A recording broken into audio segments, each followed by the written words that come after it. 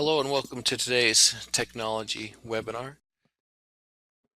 I am Mark Oakton, a coordinator with the Curriculum and Professional Development Division of the Clark County School District. I get to work with the professional growth system and the supporting teachers in integrating technology into their classrooms as the technology integration support coordinator. Today we're going to look at SMARTBoards and some basic SMARTBoard tools. And this is the SMARTBoard Interactive Tools and Activities webinar. But I want to try to give some information on how to use a SMARTBoard effectively, because we have lots and lots of SMARTBoards in our district, and I know a lot of them are not being used as effectively as they could be. And so I'm grateful for this chance I have to, in my bi-weekly webinar, to share a little bit of information that will hopefully help teachers out in being able to use their SMARTBoards, or better yet, to have their students use their SMARTBoards. And that's a little soapbox that I'll get on in just a little bit. Today's webinar is brought to you by the Clark County School District's Blend Ed Digital Learning Initiative, which is a cooperative initiative. It's not a department, but several groups in the Curriculum and Professional Development Building division work in the Blend Ed initiative. We have the Online and Blended Learning Department, the Nevada Ready 21 program, the Technology Integration Support, and the Professional Development and Education program. And we work to try to have an increase of digital learning, to see more use of digital tools in instruction and better use of those tools in instruction. And really what we're looking at are three key elements, and these are the three key elements to all instruction, not just a digital classroom, but the curriculum, the instruction, and the assessment always work together. Think about it. Everything you do in teaching ties into curriculum, instruction, or assessment, which is why we call these the CIA of learning, or the CIA in this case of Blend Ed digital learning, because in a Blend Ed classroom we're looking at using the digital curriculum, because there's so much quality digital curriculum that is out there and accessible to you that you don't actually have to recreate everything. And this will facilitate us being able to have more and more guided instruction instead of the direct instruction, the sit and get the lecture that typically is part of so many classrooms. And one thing I think is really important is the authentic assessment that is available through the use of the digital tools, that our assessments can become more and more authentic, which is really important for our students. And as we look at the use of SMARTBoards and how we can use that interactive whiteboard technology, it really fits into all three of these. We have some digital curriculums available that helps us to provide the guided instruction, and it is a way to authentically assess our students. We'll talk about the formative assessment that is a native part of using the SMART technology. Now, first thing I want you to do, I want you to be able to have access to this file, this SMART notebook that I'm using, and so you can actually download it for yourself and play in it, and that way you can see everything that I'm going to show you and look at the tools and play with it that way and get used to it, because the only way to really become comfortable with using a SMARTBoard is to get your hands dirty and start working with it. So if you could go to that bit.ly, type in bit.ly/, and it is case sensitive here, capital SMART, capital O, and then lowercase ak. So bit.ly/SmartOak. It will allow you to download this presentation, and that way you can use it and see all of the tools that are available using within Smart Notebook. Now the Smart Notebook, you'll need to download the program from the internet. If you don't have Smart Notebook already on your computer, you can do the free trial, and that will still give you a lot of the functionality while you're playing with it. If you were working on getting new licenses, that will allow full functionality, and then when we get those new licenses, you can talk to your site-based technician and they'll get that license for you and install that license onto your school computer. That way you can have the full functionality of Smart Notebook and everything that it has to offer. And I'm currently using an account that I only have 20 more days of full functionality before it expires, because we don't have that license.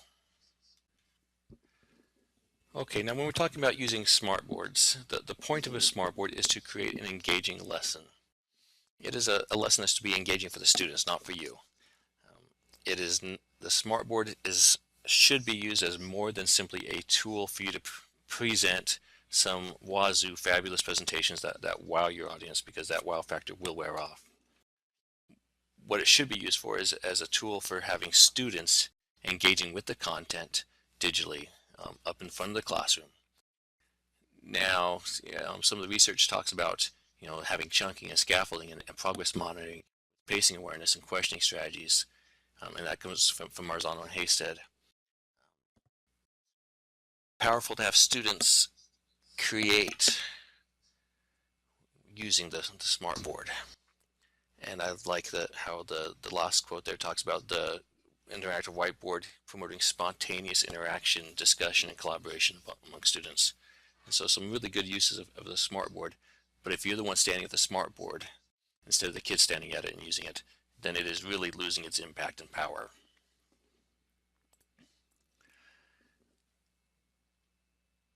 When people ask me, how do I use the SMARTBoard, or how do I use any technology, they always want to talk about the technology. And I have to remind people often that the technology is secondary. Primary is the content that is being addressed. Content is king. It's all about the standard and how you're going to help students achieve mastery of that standard. If the technology, whether it's smart technology or iPads or using some of the G Suite for Education or any other technology, fits, great, use it. If it doesn't fit, don't force it. Don't try to put square pegs into round holes. I definitely recommend that you keep it simple. Don't try to do too much. Use the tools to focus attention, to engage and motivate the students rather than to try to entertain them. If we try to put lots of bells and whistles that kids have to work with, but it doesn't help in their understanding of the content, then actually, to me, it becomes a distraction from what they're trying to learn. I think the second to last bullet is hugely important.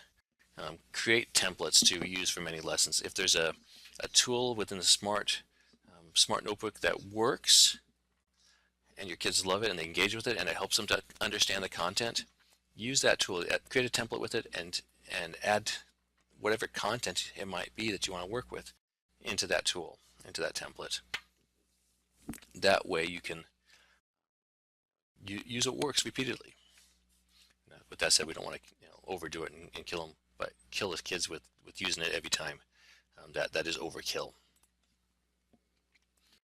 If you're having students accessing online content, use links, and you can actually use links within a Smart Notebook that will take the students from one page inside the Smart Notebook file to another page. It might not be the directly next page. It might, these hyperlinks will jump back and forth between the pages as you set them, which can help that flow. That way they don't always have to go pages 3, 4, 5, 6, 7, 8, 9, 10. When there might be a reason for them to go from page 3 to 10 and then back to 3, and from 3 to 11 and then back to 3. And that way we can have those buttons that they can easily make those transitions.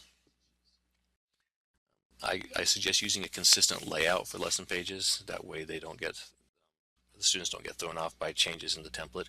And you'll see some changes in here because I have to give credit right now, and I should have done it at the very beginning. This file that you downloaded is a compilation of resources that I've pulled from a number of different people, some of my former digital learning coaches, to throw out some names to give them kudos. We're talking about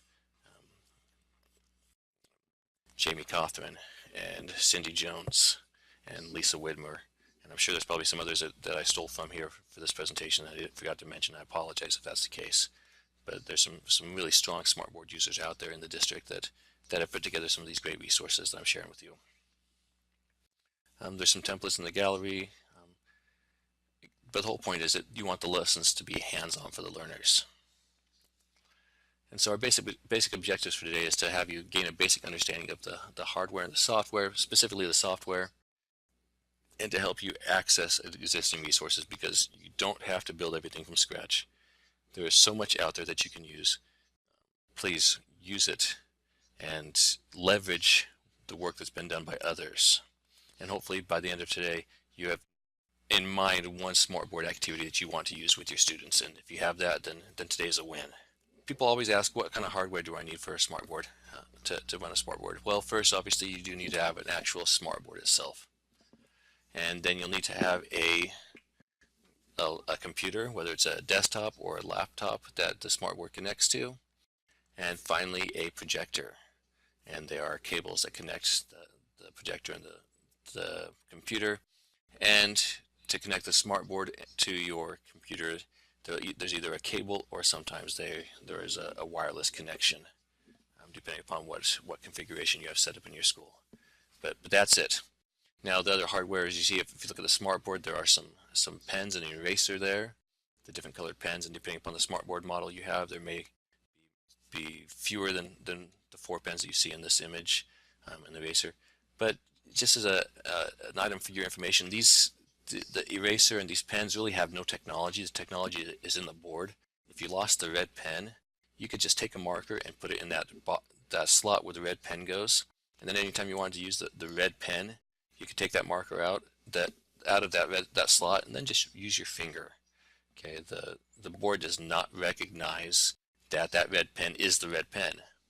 What it will recognize is that red pen slot is open, which means that must be what you're using. So if you switch the pens around, and it doesn't really matter, it's just looking at what slot is open, and that includes the slot for the eraser. The first and most important thing to use the SMARTBoard is to have the board oriented. If you're using the 600 series board, there are 2 buttons right in the middle of the pen tray that you'll push and hold for just a second. And if you're using the 800 series, one of the newer SMARTBoards, there's an orient button on the left-hand side of the pen tray near the power button. And you have a choice of how you want to orient. You could use the quick with just 4 points or the fine with 20 points, which is really means you have to touch it in a lot of places to orient it. I typically like to use that standard, the 9-point orientation. Now, when you're orienting, the directions tell you to press the center of the target and release. A lot of people just push right into the center and let go. I find that it's a little bit more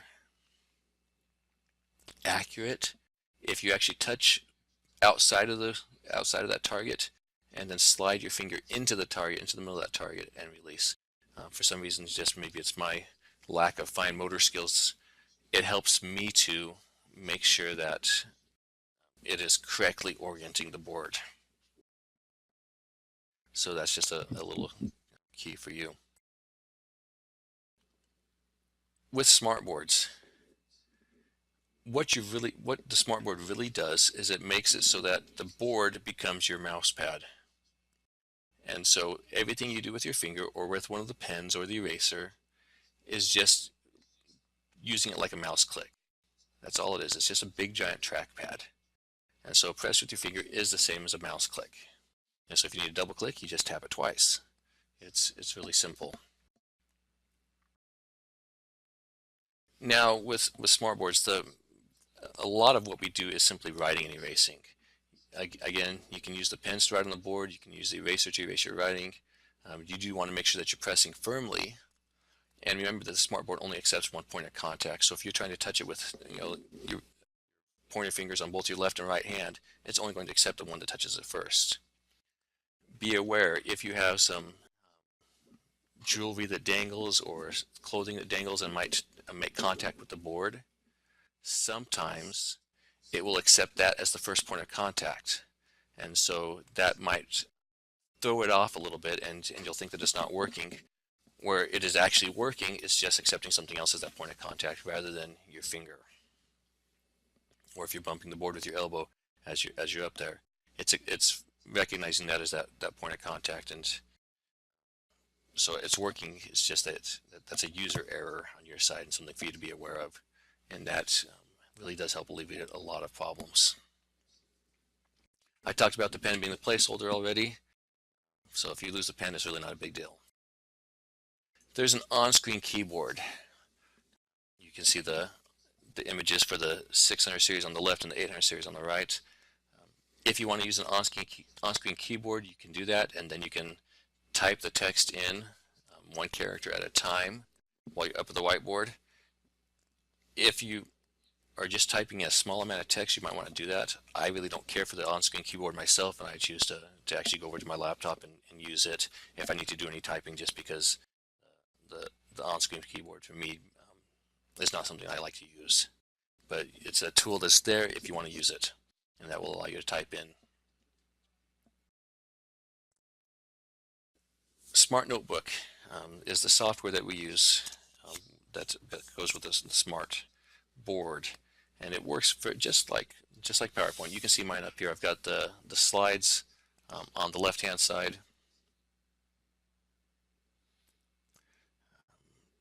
and the screen that we work with right there, large in the middle.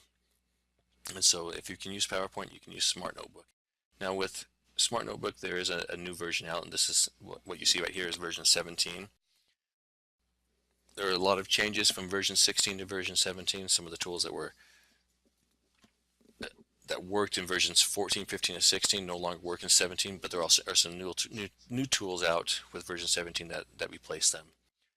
And that's something that happens whenever there's any type of software upgrade. You might see that. Now you see a really obnoxious slide here with lots of tools that are, the basic toolbar tools. I'm not going to spend any time on this, but I'll talk about some of these tools as we go through them and practice with them. The first tool is the pen tool. No, the first tool is going to be the shape tool. And up here in my toolbar, I can see I have my select tool, which is the one I want to have selected most of the time. And then a couple to the right, and you can move these around, so you might not have the shape tool in the same place. But when I click on the shape tool, notice I'm going to go back. There's a select tool. Now I'm going to click on the shape tool. It opens up another series of tools that were not visible before. And so I can choose to create a circle, a square with rounded edges, a rectangle, and some other shapes here. I can create the star, and I can change their colorings and whatnot. I can add, maybe the shape I want isn't one of those that's shown. I can click the drop down here and see some more pretty standard shapes and modify my line style and the level of transparency and the color. So my directions here say in the box create a square. So I'm going to create this, grab that square tool and just drag a square here. Okay, and these are activities I want you to do just to practice using the tools. Now the directions say use a crayon to circle it in green. So I'm going to actually move my square a little bit just to make it centered. Okay, I want a crayon. So now the crayon isn't going to, notice it's not in my shape tools. But if I go to my pen tools, which are right here below the select tool, if I go to my pen tools and I click on that, then a new set of tools appears here on the right hand side. And so I'm going to choose my pen type, and the directions said to use a crayon. So I'm going to grab my crayon here, and I want to select the color green. Now I'm going to draw a circle very poorly with my green crayon. Now I want to have a dotted line with an arrow. So I see this tool of lines, and I select my type of line, and I want to have dotted line with an arrow. Whoops, I didn't want to have that one on there. I want a dotted line with an arrow. And finally, I want some text. So I'm going to select my text tool. I'm going to create a text box here and type in the word circle. Okay, and you can see just how to use some of those basic tools right there. Now the other tool that this page shows is the eraser. And the eraser, the image of it doesn't look to me a whole lot like an eraser, and you'll see it up here at the top of the screen. I've got my select tool, and then down and to the right a couple of spaces I have my eraser. Notice when I'm hovering over it, it actually has the text that comes up with the eraser. So I'll select my eraser, and I can change my size. I'm going to select this largest size right now just for the fun of it. And it says the directions here to use the eraser on each of these. I'm going to swipe through, and notice that it got rid of 3 of those. I'll click the undo button so you can see it had those. I erased those 3 of those. Now, try as I might, I cannot erase the typed letters, and so it's important for you to recognize is that anything you're writing with the pens, it will erase, even if it's my, one of the favorite pens, which is the Creative pen, and you're using the fun little smiley face tools, it will erase that. Okay, but it will not work on the typed letters, so it's an important tool for you, thing for you to remember. If there's something that you want to keep on the screen and not have students be able to erase it, always type it. With that said, I would always have students work in a copy of a file that I create, not the original file. Create that original template that you want your students to work in. That's your perfect copy. That is the perfect version. You don't want students to mess up your perfect version. Then make a copy of it and let the students work in that copy, because if they mess it up, who cares? You delete it and you have the original that's perfect still. So that's a key thing to always remember. Never let the students work in your original. All right, a couple of other great features that I think that you are going to love. The first one is to resize and rotate. I have my select tool selected. Otherwise, I'll start drawing on the page and I'll put that cute little smiley faced ink on the page. So with my select tool chosen, to resize and rotate, to resize it, I just grab this circle that's in the corner of my text. I'm sorry, of my image. To rotate, I grab the green circle and I can rotate it all around and put it in the exact position that I want. Pretty simple to use. Another great tool is the text recognition tool, and this especially works well when you have students writing. Now I'm going to click, drag through all of this text, and then let go of my click. And notice it puts it all together and it gives me a drop-down menu. I'm going to use that drop-down menu, and when I click on it, it gives me a couple of options. It says recognize hello and recognize HEL10, because it's not sure. It's smart technology, but it's only as smart as the user. Okay, and it's asking me, it gives me two options. That second L thinks could be a 1. And so I get to pick which one it is. I'm going to recognize hello, and notice it converts it automatically to typed text. And so that's a great resource that you can use to take what students write and convert it into text that's a little bit easier to read. All right, how appropriate is it that we're going to talk about cloning with our good friend Dolly the sheep? Cloning is just making a copy. So if I want to clone this, I can click the drop down and I click on clone, and notice it automatically gives me a copy of Dolly. I'm going to delete that. And so I can do that as many times as I want. A better tool that we can often use is the infinite cloner. And when you use the infinite cloner, what it will do is actually lock the original in place. And now if I want a copy of Dolly, all I got to do is grab her and pull copies away, because Dolly is being cloned infinitely. And so every time I grab and drag away from Dolly, it is creating another identical version of her. Now I don't want all those, so I'm going to delete them. But that's the infinite cloner tool, which we'll talk about some uses for it in a minute. Another thing that can be very, very useful, and especially when we don't want our students to accidentally delete something or move something that you have on the page, is you can actually lock it. Again, I'm going to select this image and click the drop down next to it, and you see the option to lock. And I have some choices here. I can lock it in place. I can allow it to move vertically or horizontally. I can allow it to move and rotate, but if I click the allow move or allow move and rotate, it can move, but it won't allow it to be deleted. So I want to lock it completely in place. Now I can select it, but I cannot move it. There's nothing I can do with it. If I want to unlock it, I simply click on the lock and select unlock. Now students can do this, so you can't think that if you lock something that it's foolproof and they can't mess it up. They can, but they have to do it deliberately now instead of on accident. So that requires them to click on the lock, click on unlock, and then delete it. So there's 2 extra clicks, which ensures that it can only be done deliberately. One of the great tools that I really like is the ability to group. I accidentally deleted the text off this slide. That's okay.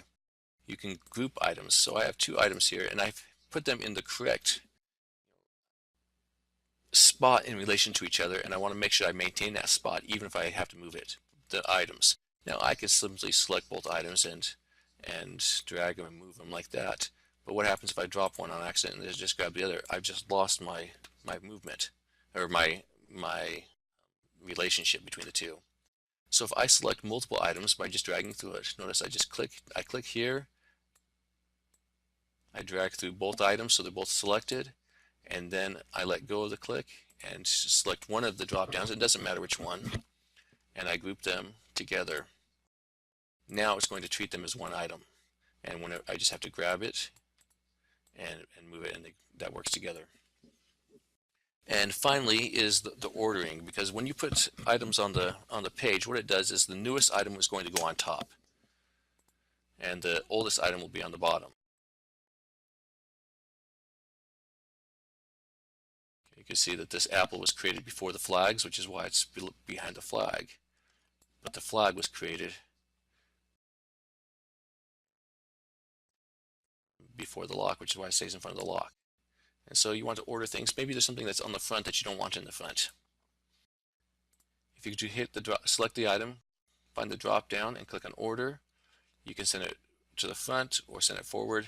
I'm going to send this ace of spades to the front, and notice how it goes in front of that two of diamonds. Now if I select the two of diamonds, I can order it to the front, and it puts it back in front of that ace. Okay, so ordering is important for some of the features that I'm going to show you in just a few minutes. That's a pretty basic tool though, and it will allow you to do some pretty cool stuff with your kids. All right, I'm going to take a minute now and show you probably the favorite tool of teachers. I don't know why, but teachers just love this one. It's the magic pen. So I'm going to go here, and beneath my select tool in my toolbar, I have the pen selections. I'm going to click on pens. And then over here with the new menu that it brought up, I'm going to select the magic pen. I hear that, woo, it's the magic pen in the background. The magic pen has three cool features that it does. The first feature, and I'm doing this with my mouse, I'm not actually standing at a SMARTBoard doing this, so I think you all understand how difficult it can be to write with a mouse. I have pretty poor handwriting to begin with, but when I'm trying to write with a mouse, it becomes a little even uglier, so don't judge me here. The first tool that you can do with the magic pen, if you draw a square around something, and that's a really ugly square, didn't even recognize it. Oh, there it goes. Okay, if you draw a square around something, it will zoom in. And if I drag, I see the magnifying glass here beneath my zoomed in part of Abraham Lincoln, it will allow me to zoom in even more. So I can zoom in as close as I want to his eye. So that's using the magic pen to draw a square. So if there's something on your screen that you want to zoom in on, just use that magic pen and draw a square around it, and you'll zoom in on that spot part of your screen real easy. Okay, I'm going to click the X here to get out of the zoom. Now if I want to spotlight something, that is horrible. Don't think it's going to recognize it. It did. Wow. If I want to spotlight something, I draw a circle around it. This is a pretty poorly drawn oval, and I still recognize it. And that allows me to, oops. Take me back to that page. Whoops. Let me draw my circle around it again. Okay. And that allows me to show you Abraham Lincoln. Now, if I click outside of the circle, and my mistake I made just a minute ago is I tried to click inside the circle. If I click outside of the circle, I can actually drag that circle around and put a spotlight on different things within on the page. And I like this that it blacks out everything else. That way you can focus your students' attention on exactly what it is you want them to see. And finally, and probably the most amazing thing about the magic pen, I'm expecting a drum roll here, is the disappearing ink. I think our secondary teachers like this one the best, because they're taking notes and little Johnny isn't paying attention. You say, Johnny, you better pay attention because these notes are disappearing, and if you don't get them down, they are gone. And they're gone. So there's just a few seconds that they have to write down. You know, that's kind of I'm not promoting that kind of degenerate behavior, but it can be fun at times. I don't know that I would use it. I'm not encouraging using it in that context that I just said. I'm just having a little bit of fun here with you. Okay, so that's the magic pen. So three great things. Circle it to spotlight, put a square around something to zoom in, and if you're writing text or drawing, it will simply disappear. You don't have to hit the undo button. All right, moving on. Let's talk about erasing a little bit. You can use the eraser or the erase tools. And I'm going to just scribble a little bit of text up here. I don't want to use my magic pen because that's going to disappear automatically. But I'll scribble a little bit here just to have something that I want to erase. Okay. Now if I select my eraser tool from the toolbar, I'm going to use this middle-sized eraser. I can erase something, and I can painstakingly try to erase every little bit here. That might take me a few minutes.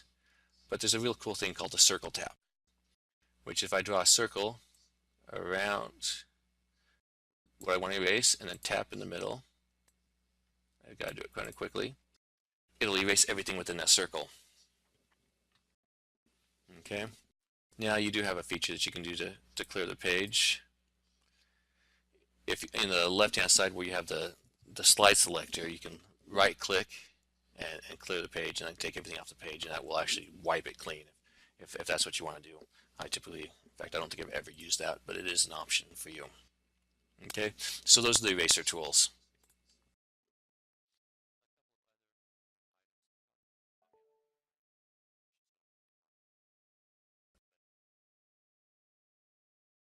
So I'm going to go back to my pen tool. I'm going to click the drop down and select the text pen. And I'm going to write hi with an exclamation point. And it brings up the word hi with the exclamation point in text. It will convert it automatically, and it gives me a choice. And you saw, and I'll do it again, you see that there is I'll put hi with a question mark. You see that there is a green check there or a red X. If it's incorrect, I click the red X and it brings it back to what I originally wrote. If it's correct, you can click the green check mark and it will keep the conversion. Or if you do nothing at all, it will keep the conversion. So either way it works, and that will automatically convert, again using this text pen. It will automatically convert what the students are writing to text. But it's great that it does check to make sure that it's correct, and you can say yes, it's correct, or no, it's not. And that's really, I think, to me, super, super important. So that's the text pen. A fun one is a shape recognition pen. I'm going to go back to my pen menu here, click the drop down, and choose the shape recognition pen. Now I always try to stump the pen, and sometimes it works, sometimes it doesn't. If I try to draw a square, it recognizes that's more of a rectangle. I can do a circle. That's more of an oval. It does, if I do a star, did I stump it? Did I stump it? It's thinking, it's thinking. I think I stumped it. Sometimes it'll catch the stars, sometimes it won't. I always play with it trying to stump it, but probably it's not a lack of a problem with the software. It's a problem with my artistic abilities. So I'm going to laugh at myself right there, just because I can't expect it to recognize that it's a star when the people, as you're viewing it, you probably said, "Mark, that is not a star. That is ugly." So the shape recognition pen is a pretty good tool, but it's not absolutely perfect. Again, it's only as good as the person using it, which in my case is and my artistic ability is pretty poor. But that will allow you to, especially if you're doing a geometry lesson or something, we need some shapes. You can draw that shape, and even though it's not perfect, it's probably going to be better than mine, and Smart can recognize it. So that's something great for you. We've talked about the infinite cloner, but let's talk about how we could use it. In our class, I'm going to grab the select tool. Again, you always want to make sure that you come back to that select tool as there's something you want to do. Here's a math class I'm looking at equations or inequalities, and I have a whole bunch of items here that I want the students to use, but I don't want them to just drag. I don't want them to say, "Oh, I can only use the equal sign once and it's behind," and it drops behind the box. You want them to be able to use these repeatedly, so I'm going to select all of them at one time. I'm going to grab the drop down and put on infinite and select infinite cloner. Now in one fell swoop, I have just made all these items infinitely cloned, and so I can grab equal sign here, and I can grab the minus sign here. Oops, The minus sign is really hard to grab sometimes. I can grab the minus sign here and have 87 minus 50 equals 37. And even with my poor mathematic ability, I know that that's correct. Now I can grab my less than sign and say that 36 is less than 96. And you see how we can just use these tools really easily. And that way, imagine a student up at the board working on some math problems. You're working with a group of students in the class. You can glance up at the board. They say, hey, Mr. Oakton, I'm done. You glance up, and at a glance, you can tell that they've got that they understand the content, or they don't understand the content and need some additional help. So that's a great way you could use the infinite cloner. I want you to think about, maybe that doesn't fit your content area. Think about some ways that you could use the infinite cloner in your content area. And I'm sure that there's something that you can do. Maybe sorting angles. Here's another example of using infinite cloner. Let's say, and what you don't see, there used to be a random number generator here, and now if you click on this, it takes you to a website that has the random number generator, and you're not seeing that.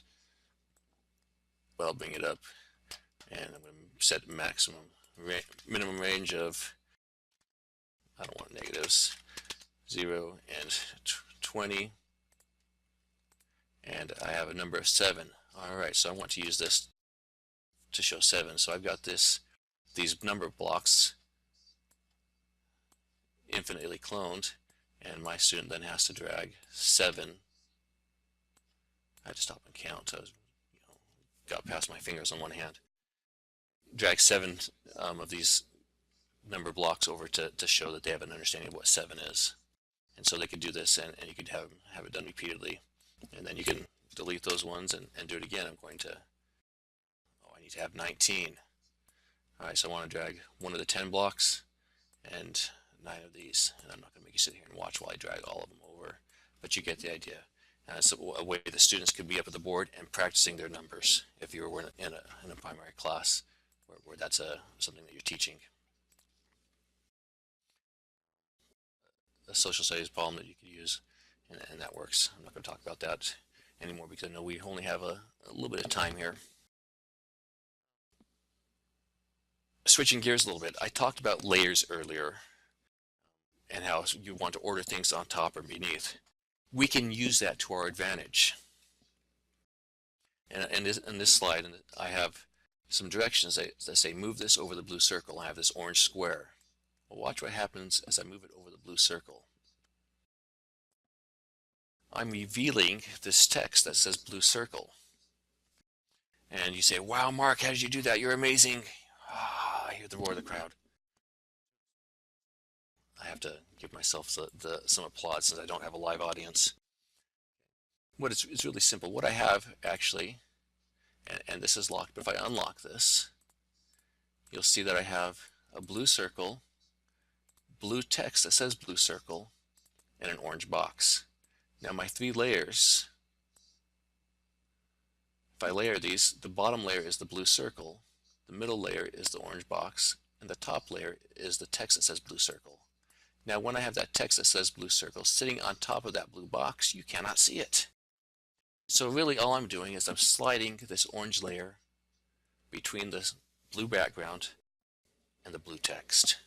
That reveals what's there. Now when I lock that,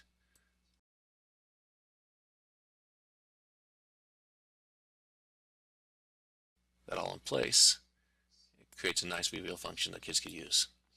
Here's another example of it, and this time we're using a magnifying glass with white. Center. And as I slide this magnifying glass over the United States of America, I see gray text that's being revealed. Again, I'm putting this white layer between the gray text and the gray background. Canada, Alaska, Greenland, Mexico. And I'm also have some blue text on top of a blue background with the oceans and the water bodies. A cool thing that allows students to, imagine students up at the board. They say, I think this is the Pacific Ocean. The other kid says, no, I think it's the Atlantic Ocean. Well, let's see. And they talk about it, and they can slide this magnifying glass over it and be able to identify what that is. That is actually the Pacific Ocean. And you can do this in any content area. It's a great tool, really easy to do. You create your background with a color, then create text that's the same color on top of it, and find something to slide between the two. I should say you create something to slide between the two before you put the text. That way it's already behind the text. Remember, whatever you create most recently will be in the front. Now, as a high school English teacher, this is the one I would have loved to do. I've got one of my favorite poems in the world to teach was The Raven by Edgar Allan Poe. And it was really hard for students to understand. It's a tough poem for high school students. You know, you can't read The Raven without talking about illusions. And so we have these lines from the poem, and the kids are always, you know, are wondering what those are referencing, what they're alluding to. So the example here, tell me what thy lordly name is on the night's plutonium shore. You're saying, what in the world is that about, Mark? Well, I grab that text and I slide it over to the right. And I see that Pluto is the Greek, or actually the Roman, god of the underworld. And you say, what's going on? It's, you know, I have white, you know, cream colored text on the left-hand side, black text on the right. Well, let me drag this up top and you can see what I did. I have text in two different colors. That's together. It's one item. When it's on this side, you only see the cream colored text. When it's on this side, you only see the black text, but it's the same item. Now, what I should have done is I should have locked this down to where it will only allow for horizontal move. That way the kids can't drag it up and down, but they can only drag it left and right like I'm doing right now. So that's how they could, you know, manipulate this and see what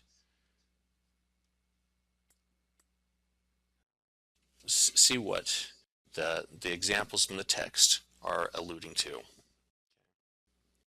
So there, I like to give a secondary English language arts example just because that's my background.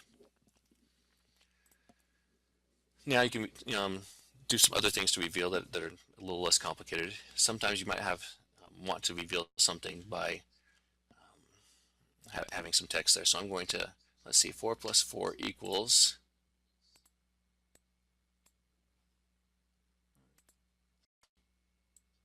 there we go, equals 8. Oh, that is some really big text. I don't want that big.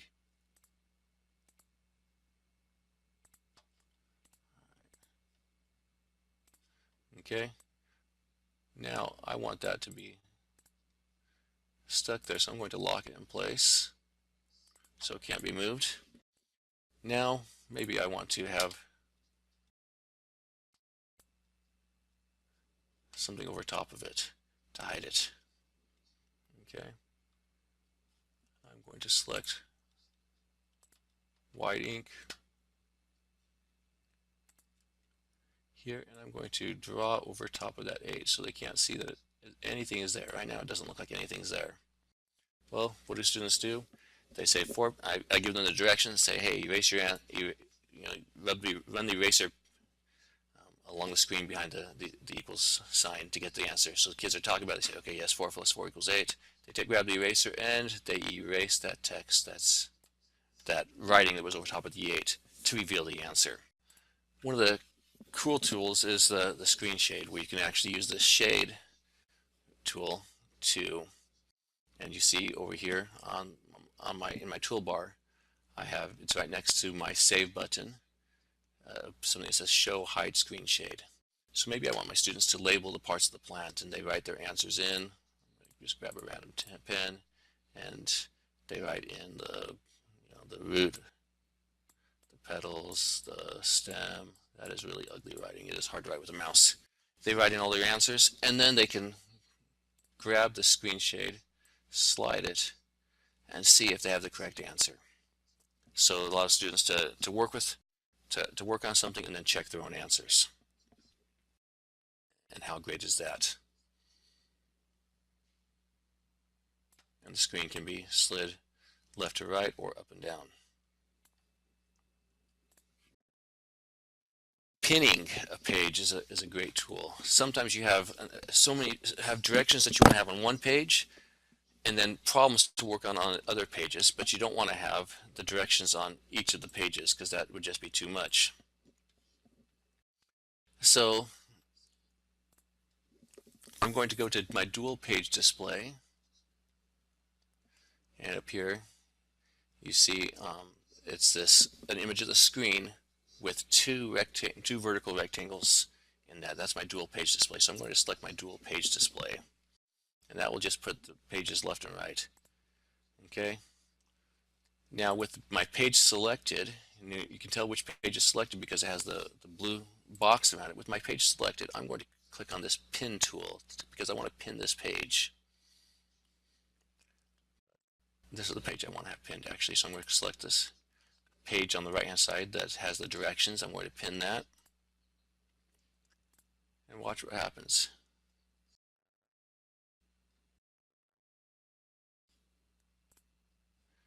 I want to have the page that I'm pinning on the left hand side. Okay, so now I'm going to pin this page.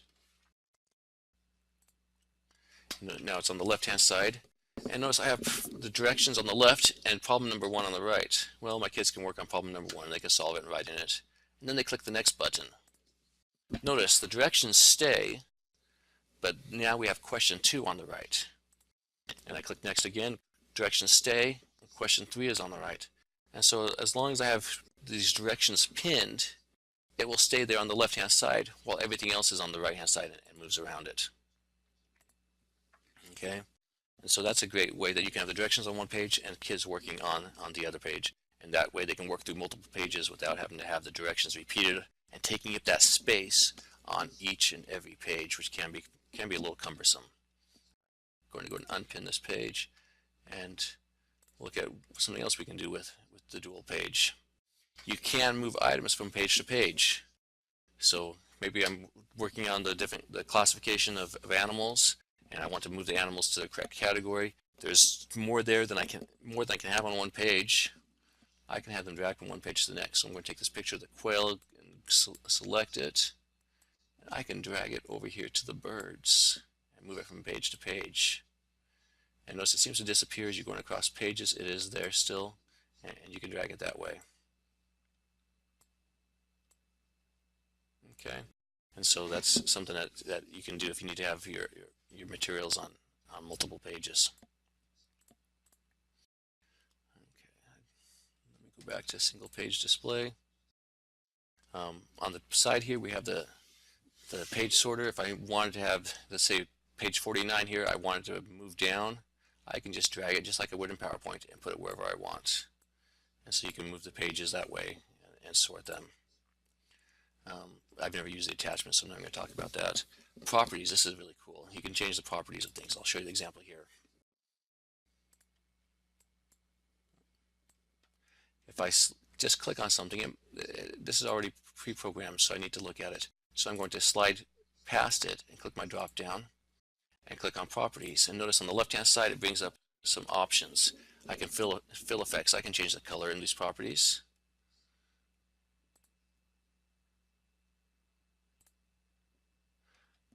I can change the line style. And most importantly, I can change the animation. And my animation options, I can have it fade in, fade out. I can flip around the axis, fly in, fly out, shrink and grow, or spin. What I have selected right now is flip around the axis. And you can choose which axis. You can have it to be one of the edges or the middle. So I'm going to select the right edge. I can select the speed. I'm going to keep it normal, and I give the trigger to make it complete this action, and I'm going to say when the object is clicked, and I can tell it to repeat or not. All right, so I'm going to take this box. I say is going to move, flip around the right axis. The right edge, the axis on the right edge, when it's clicked, and it does not repeat. So my directions, how many tiles fit into the triangle? So it's an estimation activity. So you can ask your kids, how many tiles do you think fit into the rectangle? I said triangle before because I'm, like I said, poor at math. And so they estimate, oh, I think it's 17. Little Johnny says that. That would be me. And well, let's test it. I click on it and it moves 1, 2, 3, 4, 5. It turns out that 5 of the tiles will fit into the rectangle, and that's something that kids can see just by using this animation tool. So I think that's really a cool tool for students to be able to use. And I only have a couple of minutes here, so I'm going to try to hurry through a couple of things real fast for you. There's some another object animation is that you can have something. I'm going to go to my properties here, and this one is set to spin clockwise at a normal speed when it's clicked, because that's the correct answer. So I'm asking about idioms, and I'm asking which of these is the correct answer, which idiom would apply to this text. It's not that one. I click on it, nothing happens. I click on this one, nothing happens. I click on this one, nothing happens. But I really think it means all that glitters is not gold. When I click on it, it spins. So there's this visual indicator for the students that this is the correct answer. And so, don't do any, have no animations for the incorrect answers, but have some kind of a visual cue for the correct answer. All right. Now there are lots of other cool features within SMART that you can use. There's some activities that you can find in the gallery. And you can have, let's see, this is matching. I want to say that the telephone was invented by, let's see, Alexander Graham Bell. I got it right, so it matched awesome. But maybe I think that the airplane was invented by Thomas Edison. And let's see what happens when I get a wrong answer. And I check my, I check my matches. Oh, I failed. I got one wrong, so the dragon got me with this fire. So some cool things like this that you can find inside the gallery. The last thing I want to talk about is the Smart Exchange. And you notice I have this button up here that says the Smart Exchange. If I click on that, it will actually open up a page in my web browser. And I'm going to bring that up for you. You don't have to create everything yourself. There are so many things out there that have already been created for you. Please leverage those and use those. And the Smart Exchange is just that. It is an exchange of lesson plans and resources, and mostly smart notebook files that have been created by teachers for teachers. You can upload stuff to the Smart Exchange if you want. With that said, since this consists of resources that are created by teachers, they are of varying levels of rigor and quality. So please, please, please, please, 4 times for emphasis, don't walk into school on a Monday morning saying, I don't know what I'm going to do today. I'm just going to pull up a lesson from the Smart Exchange and have my students work on it without doing any vetting or modification to it. Please don't do that. Please don't do that. Please don't do that. Look for the content. So let's say you're working at, I'm trying to think of something that, the life cycle of the butterfly. There are 10 matches in this. Wow. I was trying to find something that they had no, especially when I misspell the life cycle of the butterfly. There are now 129 matches because there are 10 other people that missed the T in the.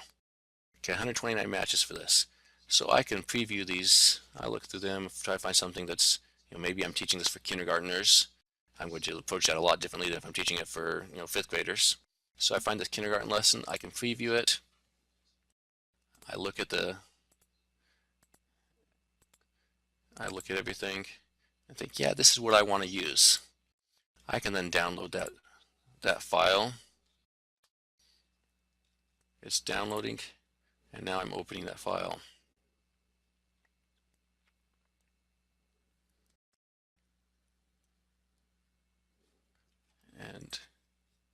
And here I have it.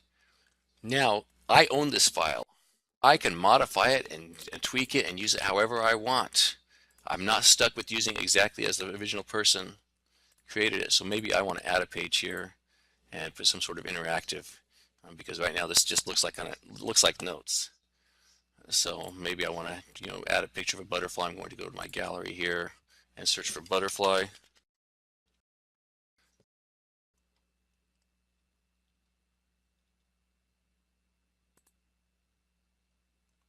And I see that there are 2 pictures of a butterfly.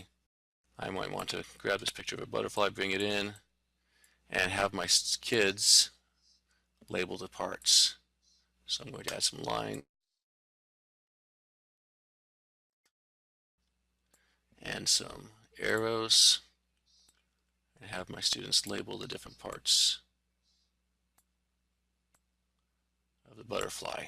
Okay, and so I can modify this lesson that I found on the Smart Exchange and use it to make it fit my needs so that I can make sure that I'm helping my students to master those standards. Because going back to what we said at the very beginning, standards are king. Standards are the most important thing. It's not about entertaining the kids. It's not about engagement, although that's not a nice byproduct. It's about meeting those standards. And so here we have an example that we can use I downloaded this from the Smart Exchange. I'm using it and I'm modifying it to make it fit my needs. Awesome. I am out of time.